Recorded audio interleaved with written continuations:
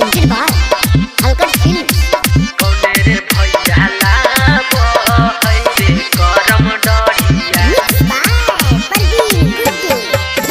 कौने भैया लान अइलै चिका मिका मटिया ए सखी कौने भैया लान अइलै चिका मिका मटिया से कौने रे भैया लाब है रे करम डरिया से कौने रे भैया लाब है रे करम डरिया।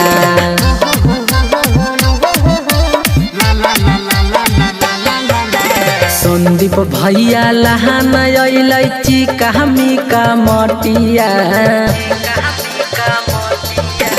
सोनू भैया लान अइलै चिका मिका मटिया से दीपक भैया लाब है रे करम डरिया से राहुल भैया लाब है रे करम डरिया।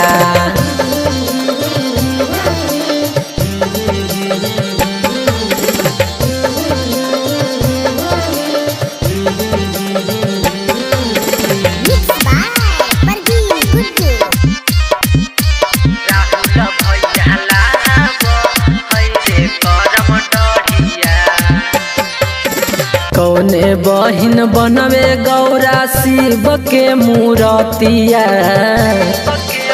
ए सखी कौने बहिन बनवे गौरा शिव के मूरतिया से कौने रे बहिन पूजा है रे करम डरिया से कौने रे बहिन पूजा है रे करम डरिया।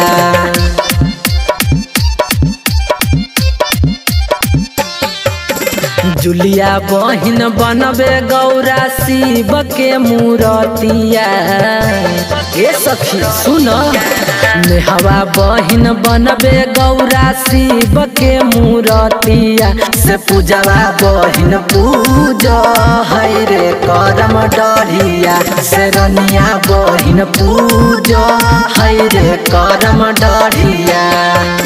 कौने भैया लान अइलै चिका मिका मटिया